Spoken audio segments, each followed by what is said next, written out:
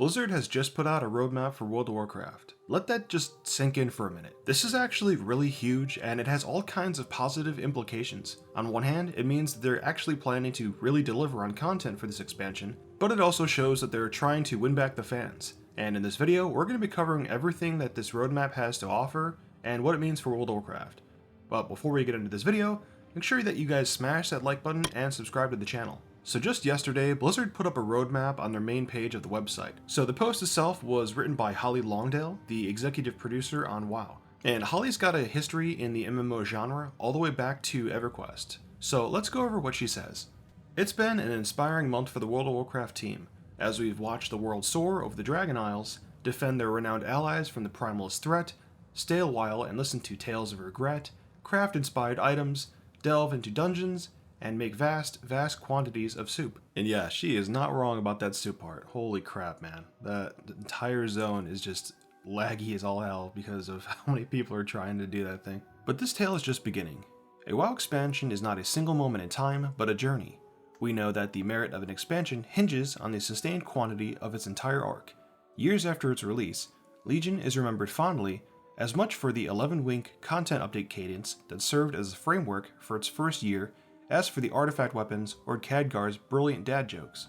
And yeah, for the most part, this is totally true. I know, Legion had some faults, sure. The RNG system with the legendaries really sucked.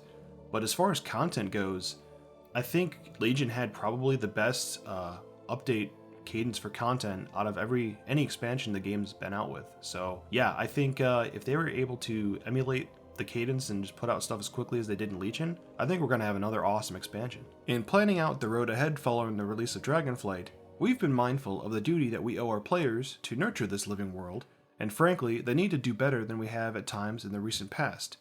Our goal for Dragonflight is there should always be something right around the corner with a new update hitting our test realms shortly after the last one is live and in your hands.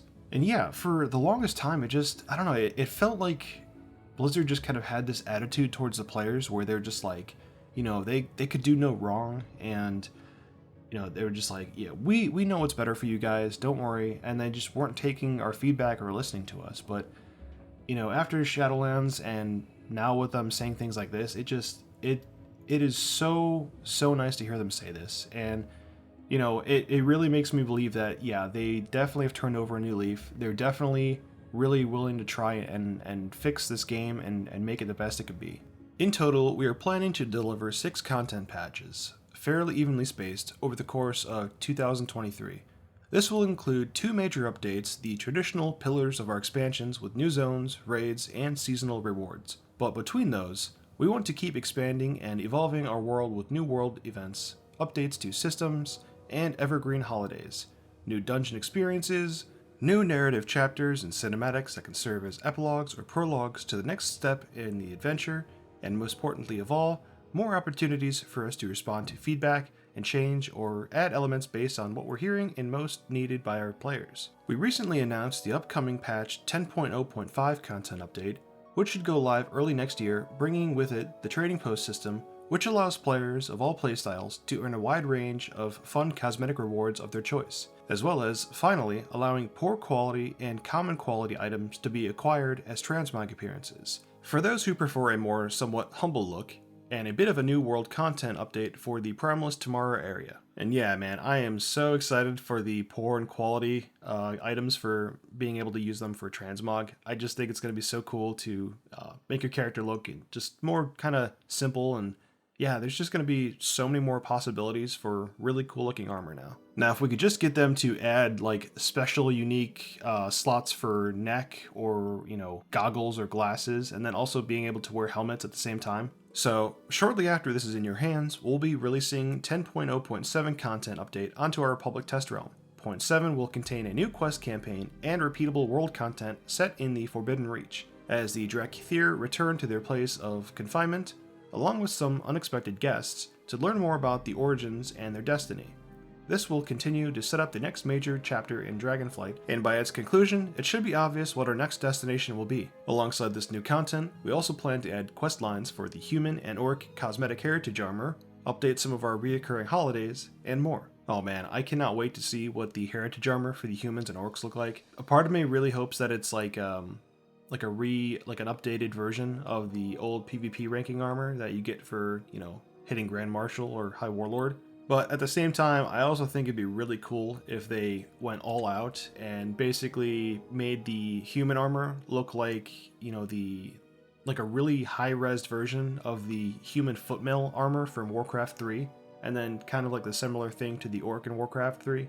I know that they tried that in Warlords of Draenor with the armor you get from the garrison. I know there's a footman armor set, but it's so kind of low res and it doesn't really look that good. But with all the new tech that they have for armor sets, I think if they kind of did that, I think it would look so sweet. So there will also be a 10.1.5 and a 10.1.7 content update coming in the second half of the year, bridging the period between our second and third major updates. We don't want there to be any specific formula for the size or shape of these updates, but the goal is simply more Warcraft, more story, more content, more rewards, more events, more tech improvements, with less downtime between them. I don't want to spoil anything, but I'm confident that there will be at least a couple of surprises coming along the way that no one is expecting, and some of the details simply aren't decided yet, because of your feedback will help shape exactly what we prioritize in these updates. We are honored and humbled by the reception to Dragonflight so far, but this is only the start. From me and the entire development team, please accept our wishes for a happy, healthy, and peaceful new year,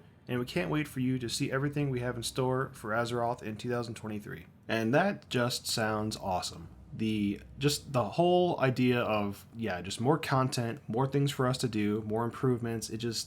This is so awesome to hear, and I am really excited to see where we're going to be in a year from now. But yeah, so let's take a look at the actual roadmap. So patch 10.0.5, that's the one that we pretty much all know what's happening. So that's going to be for the winter. We got the trading post, which is going to be an awesome feature. The primal is tomorrow. I don't really know if there's anything that's been covered on that yet, but I'm assuming that's going to be some kind of small quest chain or, something like that. And then the white and gray transmogs, which we know about already. And then in the spring, we get patch 10.0.7, which is going to be the return to the Forbidden Reach, which is going to be some kind of quest line. We got the human and orc heritage armor, and the holiday updates. Now, I don't know if the holiday updates means it's going to be for like a specific holiday, or if it's going to be like a, across the board update to every single holiday. Either way, I think a update to the holidays is super needed, and, I always thought that they just needed to add, new things every year, and they really haven't. I mean, I think they do it like every other year or something like that. But yeah, just over the years, it's like doing the same thing, the same rewards. It just gets kind of boring. Like, I don't know about you guys, but I don't do the holiday events anymore. I haven't done them in years.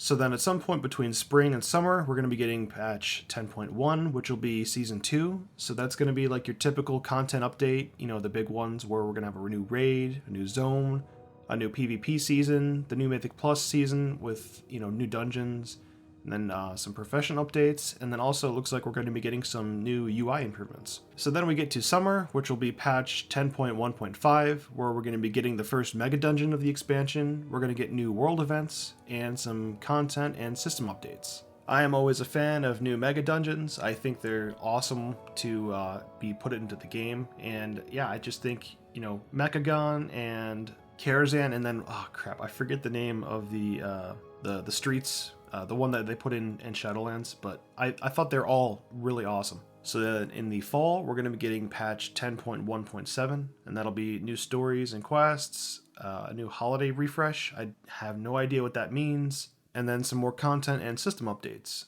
So I'm assuming the content and system updates are just kind of like blanket terms, placeholders, so Blizzard can add stuff in there later once they actually decide on what they're going to add.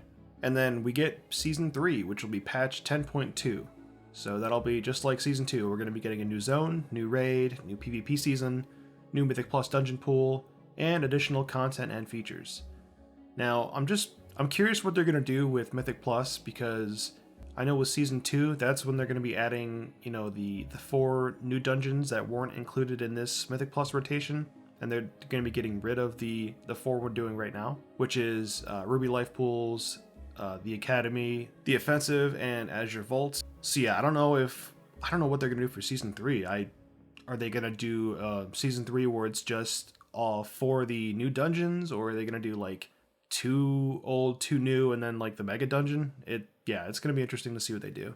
And yeah, so the one thing I'm curious about is, with this roadmap, it's got season 2, season 3. So does that mean that we're not gonna have a season 4, or does that mean like there's gonna be a season 4, but the season 4 is gonna be kind of like how the end of Shadowlands was, where it's gonna be like another season, but no new content. It's just going to be like a rehash of the old raids and Mythic Plus and things like that. I know Blizzard said that they're planning on doing that in the future, but it's not going to be quite as how it was with Shadowlands Season 4, so we'll just have to see. And then one last thing I want to cover, but I just don't think it'd be worth making a whole video on. Mike Ybarra put out a note basically kind of talking about the whole year in review for Blizzard. And one really awesome thing that he put out that I think is worth mentioning is that they are planning to do another BlizzCon in 2023. So yeah, this will be the first BlizzCon in 3 years. That's like a physical one. I know the last BlizzCon that you could actually physically go to was back in 2019. Man, that was I felt like it was forever ago. The fact that Chris Metzen is working at Blizzard again, that means we're gonna possibly see him up on the stage. So that sounds really exciting to me. But yeah, like always, guys, thank you so much for checking out this video. I just want to do a quick shout out to Clementine. Really appreciate your support, and I just hope you guys all have an awesome holiday with your family.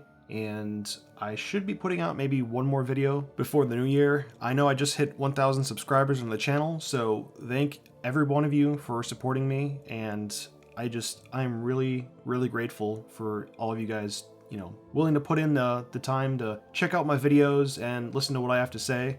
And I think the next year is going to be really exciting, and I'm going to keep on growing this channel. I just want to see how big I can get it, and I just love helping people out. So yeah, this is gonna be a fun journey, and we're just beginning. Hope you guys stay with me for it. Yeah, like always, thanks for checking out this video, and I will see you guys in the next one.